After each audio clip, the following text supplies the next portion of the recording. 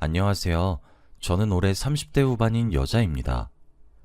여기에서 들려오는 사연들을 들어보면서 세상에는 정말 많은 일들이 일어나는 것 같은데요.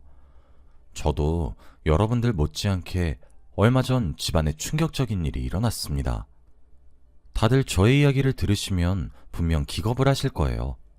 그 사건으로 인해 제 인생을 송두리째 바뀌었으니 말이죠. 저는 어릴 때부터 혼자 자랐어요. 부모님은 제가 갓난아기일 때 돌아가셨고 저는 자연스레 보육원에 맡겨졌죠. 친척들이 많았지만 전부 다 저를 돌보기 싫어하셨고 저희 부모님 사망보험금까지 다 가져가시고 저는 100만 원과 제 짐들만 가지고 보육원에 들어갔어요. 어렸을 때는 낯도 많이 가려서 적응하기 힘들었습니다. 그런데 보육원 원장님께서 저에게 워낙 잘해주셔서 오랫동안 잘 지낼 수 있었던 것 같아요. 친척들은 저희 부모님의 사망보험금까지 가져가 놓고서는 제가 자라는 동안 한 번도 찾아오지 않았고 연락 한 번 한 적 없습니다. 물론 아직까지도 어디서 뭘 하는지 살아는 있는지 아무런 소식도 모르죠. 그렇게 저는 혼자서 컸고 성인이 되자마자 독립을 하게 되었습니다. 세상은 제가 부모가 없는 아이라고만 생각을 하더라고요. 제가 아무리 노력하고 열심히 살아봐도 부모님 없이 자랐다고 하면 전부 다 눈빛이 변했습니다. 제가 조금이라도 실수를 하면 얘는 엄마 아빠가 없어서 이래 라고 하면서 손가락질을 했죠. 그러다 보니 사람들과 거리를 두게 되고 새로운 사람을 만나는 게 힘들더라고요. 그런데 그때 저에게 온 사람이 바로 남편입니다. 남편은 다른 사람들과는 다르게 편견이 없었어요. 제가 어떻게 자라왔고 부모가 있든 없든 저를 사람 그 자체로 봐준 사람이었죠. 물론 처음에는 저도 남편을 경계하고 의심했습니다. 제가 물러서도 남편은 저에게 끊임없이 다가왔고 10번 찍어도 안 넘어가는 나무는 없다는 말이 사실인지 저는 결국 남편에게 넘어갔습니다. 남편은 대학생이었고 저는 직장인이었지만 서로를 잘 이해해줬고 연애도 오랜 기간 함께 했어요. 제가 세상에게 상처도 많이 받고 기가 죽어 있었는데 남편은 저와 정반대였습니다.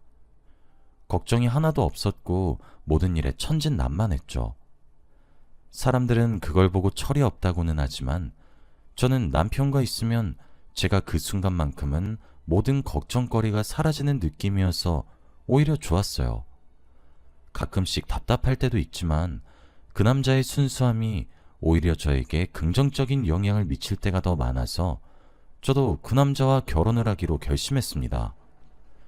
남편도 저와 동감이었고 남편이 취업을 하자마자 저희는 결혼을 하기로 약속했어요.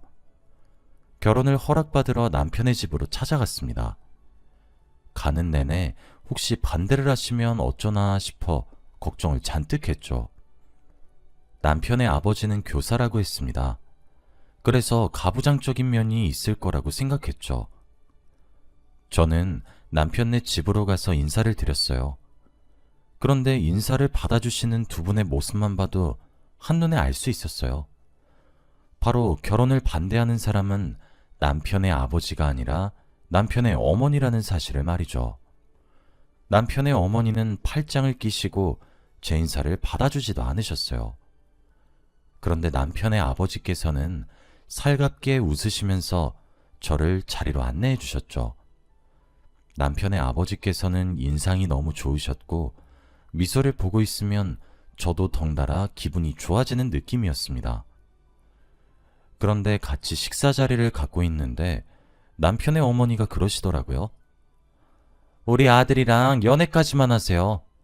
우리 집안은 부모 없는 며느리는 들일 생각이 없어요. 저는 이미 그 말을 들을 각오를 하고 있었음에도 불구하고 막상 귀로 들으니 심장에 못이 박히는 기분이었죠.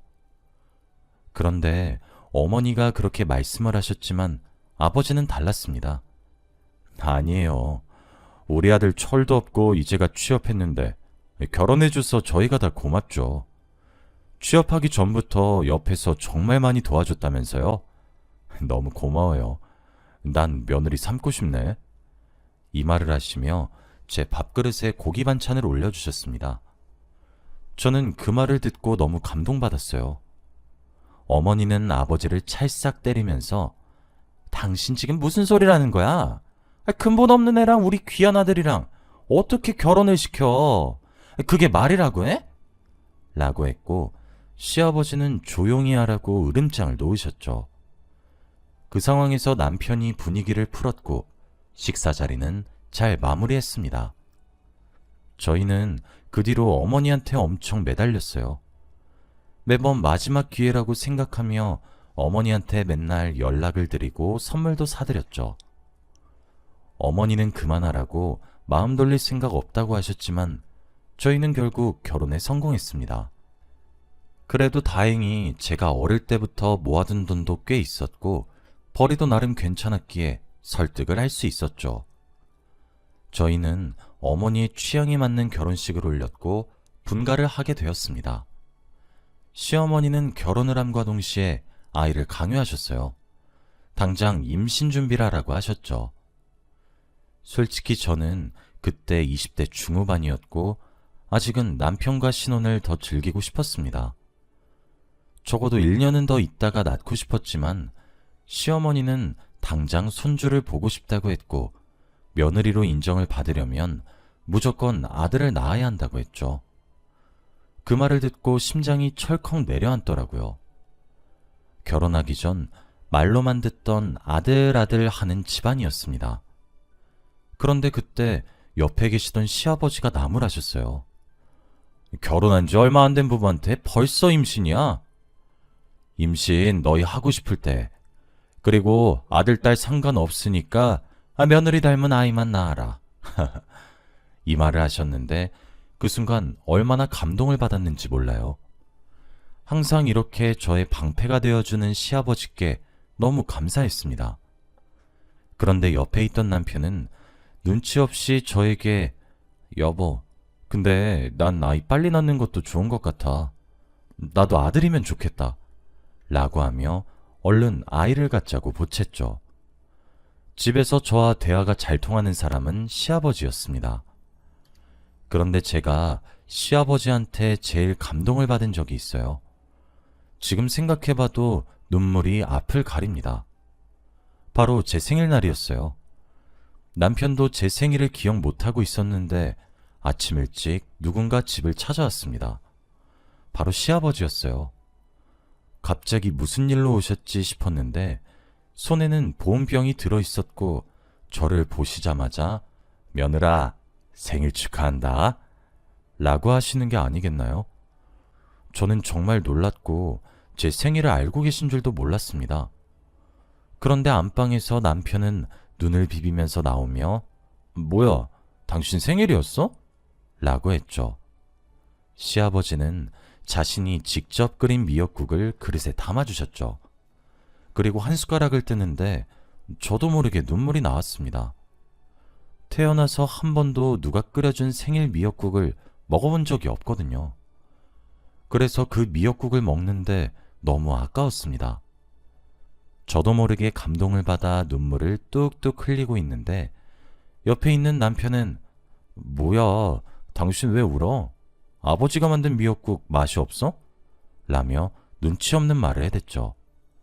그런데 시아버지는 제가 우는 이유를 아는 듯 하셨고 말없이 등을 토닥여 주셨습니다. 시아버지가 끓여주신 미역국은 제가 평생 동안 받은 최고의 선물이었어요. 이 일 말고도 시아버지와 저의 일화가 많습니다. 대화도 잘 통하고 같이 있으면 시간 가는 줄 몰라서 자주 놀러 다녀요. 밥도 먹으러 다니고 쇼핑도 가고 하면서 말이죠. 시아버지와 더 친하게 지낼수록 저는 효도를 하고 싶은 마음이 간절했습니다. 제가 받은 만큼 다 줄 수는 없겠지만 그래도 어떻게든 효도를 하고 싶었어요. 시아버지로 인해 결혼을 정말 잘했다고 생각을 했어요. 그런데 이렇게 행복한 날들은 왜 오래가지 못하는 걸까요? 드디어 제 인생에서 꽃길이 펼쳐진 줄 알았는데 충격적인 소식이 들려왔습니다. 바로 시아버지가 교통사고를 당하셨단 거였죠. 저는 신발도 제대로 신지 않고 급하게 응급실로 갔고 시아버지는 수술 중이셨습니다. 간호사의 말에 따르면 새벽에 횡단보도를 건너던 시아버지를 어떤 차가 치고 도주했대요. 바로 뺑소니였습니다. 시아버지는 해가 뜰 때까지 수술을 하셨죠. 그런데 시아버지의 수술이 끝날 때까지 시어머니는 나타나지 않았습니다. 아무리 연락을 해도 받지 않으셨죠. 대체 어디서 뭘 하고 계신지 저와 남편은 알 수 없었고 묵묵히 수술이 잘 끝나기만을 빌었습니다. 그렇게 몇 시간의 대수술이 끝나고 의사 선생님께서 나오셨어요.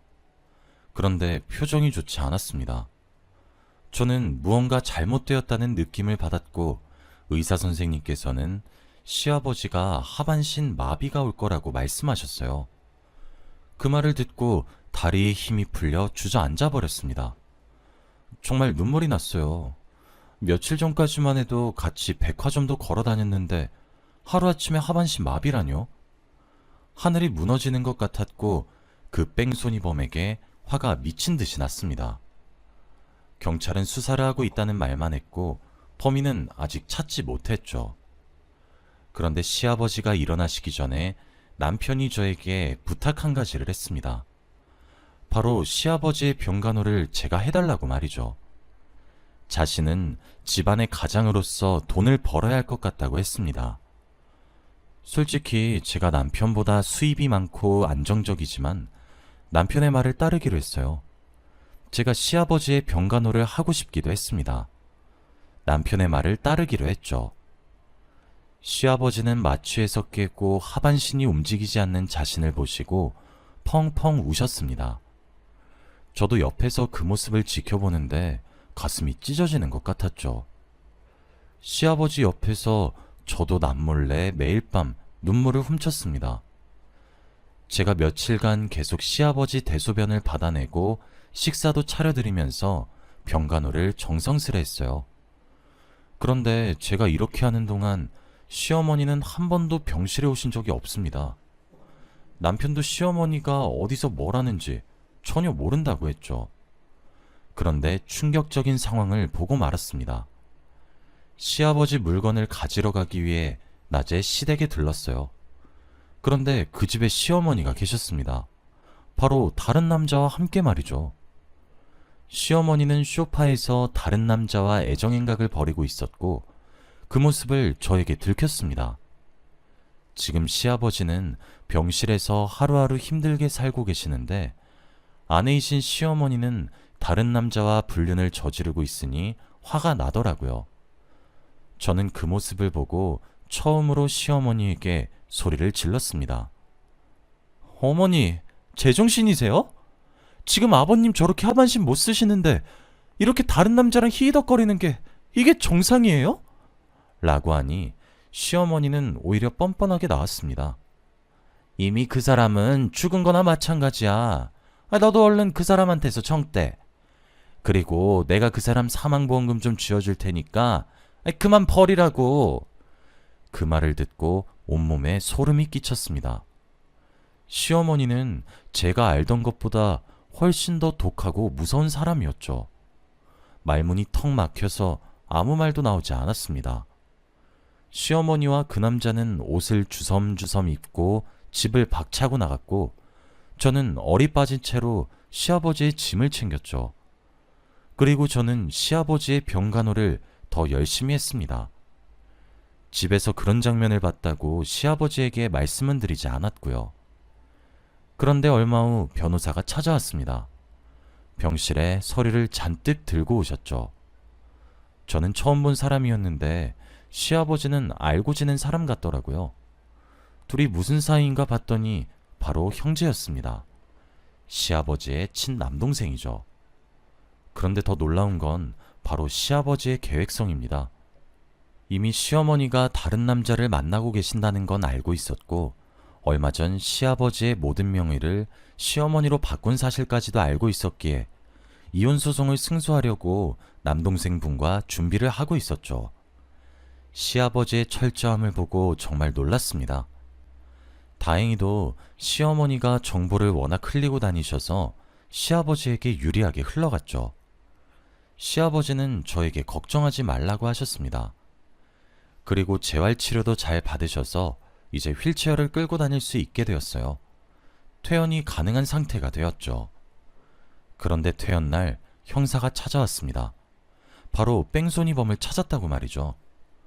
그런데 형사가 말한 사람은 바로 시어머니였습니다. 어떻게 이런 일이 생길 수 있나요?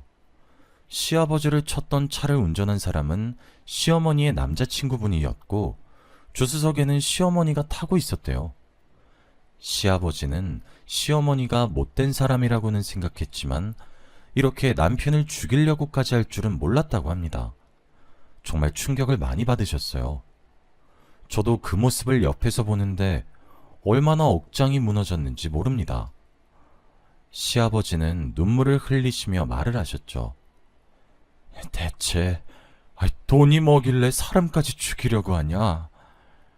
시어머니는 시아버지의 사망보험금을 노리고 죽이려고 했던 것이고 일부러 CCTV도 없고 인적 드문 곳에서 범행을 저지른 것이죠. 그 말을 듣는데 믿기지 않았습니다. 시아버지는 얼마나 충격이 컸을까요? 그런 사람이랑 몇십 년간 한솥밥을 먹으면서 살았는데 말입니다. 시아버지는 복수의 일을 가셨고 제대로 소송을 하기로 결심하셨습니다. 시어머니와 시어머니의 남자친구분은 바로 연행이 되셨어요. 두 사람은 시아버지한테 제발 합의해달라고 무릎을 꿇으면서 빌었지만 시아버지는 흔들리지 않으셨죠. 최대한 오랜 기간 감옥에서 썩으라고 하셨습니다. 그리고 재판을 했는데 감옥에 들어가게 되었죠. 이혼소송으로 위자료도 많이 받을 수 있게 되었습니다. 시어머니는 평생 빚을 진 채 살아야 하는 것이었죠. 그래도 죄를 졌으면 평생 죄값을 달게 받았으면 했습니다. 시어머니는 펑펑 울면서 한 번만 봐달라고 시아버지에게 싹싹 빌었지만 시아버지는 눈길조차 주지 않았죠. 두 사람은 후회를 했고 징역살이를 하게 되었습니다. 이제 시어머니까지 집에서 나가서 남편과 저 그리고 아버지까지 셋이서 행복하게 살 줄 알았어요. 저와 남편은 당분간 시아버지와 함께 살기 위해 시댁으로 짐을 옮겼죠. 그런데 남편은 시어머니가 감옥에 갔다는 사실과 남편을 죽이려고 했던 사실이 충격이 컸는지 한동안 계속 엇나갔어요. 그 천진난만하고 순수한 표정은 온데간데 없어졌고 하루 종일 술을 달고 살았습니다. 회사를 출근하지 않아서 결국 잘렸고 사람이 폭력적이게 변하기도 했죠. 그뿐만 아니라 외박도 자주 하고 여자도 만나는 것 같더라고요. 옆에서 제발 정신 차리라고 힘내자고 말을 해도 듣지를 않았습니다. 결국 남편의 휴대폰에서 불륜 증거를 발견하고 말았죠. 정말 그걸 보는데 손이 벌벌 떨리고 눈물이 나더라고요. 말로만 듣던 불륜을 직접 겪어보니 화가 미친 듯이 났습니다. 그런데 지금 집안 상황도 좋지 않고 시아버지도 이혼한 상태에서도 남편이랑 이혼을 하면 더 분위기가 좋아지지 않을 것 같아서 어떻게 해야 하나 고민을 했습니다. 정말 화도 나고 매일 밤 남편이 나가는 것이 그 여자를 만나러 간다는 것도 알지만 제가 어떻게 할 수 있는 게 없더라고요. 집안을 위해서는 제가 참아야 하는 걸까 싶었습니다. 그런데 시아버지가 그러시더라고요. 하고 싶은 대로 하라고 말이죠. 왠지 모르게 시아버지는 다 알고 계신 것 같았습니다. 항상 멀리서 상황을 다 지켜보시고 제가 고민하고 있는 걸 어떻게 알아차리셨는지 해결법을 다 주세요. 그래서 제가 시아버지에게 감사한 것도 많죠. 정말 도움을 많이 받았거든요. 시아버지의 남동생분의 도움으로 저는 남편과 이혼소송을 진행했습니다. 상간녀 소송도 같이 했고 남편은 변명의 여지가 없는지 바로 인정을 하더라고요. 그리고 워낙 흘리고 다닌 정보도 많아서 승소하는 것이 쉬웠습니다. 그 여자는 남편이 유부남인 줄 몰랐다고 말을 하더라고요. 그래서 결국 소송과 동시에 불륜녀와 관계도 끝났다고 합니다. 남편은 저와 이혼 후 집을 나갔어요. 어디서 어떻게 사는지 전혀 알지 못합니다. 그래서 시댁에는 저와 시아버지만 살고 있죠. 그런데 정말 편안하고 행복합니다. 시아버지는 정말 저를 친딸처럼 여겨주세요. 그래서 나이 30이 넘어서 아버지가 생긴 기분을 처음 느껴봅니다. 남편은 시아버지에게 연락도 하지 않고 시아버지의 연락을 받지도 않아요. 지금은 전 남편이지만 그 사람이 워낙 철이 없어서 어떻게 살고 있을지는 궁금하지만 그래도 제가 먼저 연락을 하지 않으려고 해요. 시아버지는 이제 휠체어를 워낙에 잘 타셔서 제 도움이 없어도 혼자서 척척 잘하세요. 저는 시아버지에게 효도를 하기 위해 모아놨던 돈들을 전부 시아버지에게 쓸 계획입니다. 지금 몇 년째 시아버지와 살고 있는데 정말 편하네요. 이제 저의 인생이 행복해지나 싶습니다. 다들 저의 이야기를 들으시고 깜짝 놀라셨죠? 저도 이렇게 글로 쓰고 나니까 저희 집안에서 일어난 일이 보통 일이 아닌 것 같습니다. 저 같은 일 겪지 않으셨으면 좋겠어요. 그리고 배우자도 잘 만나시길 바랍니다. 저희 이야기는 여기까지예요. 들어주셔서 감사합니다.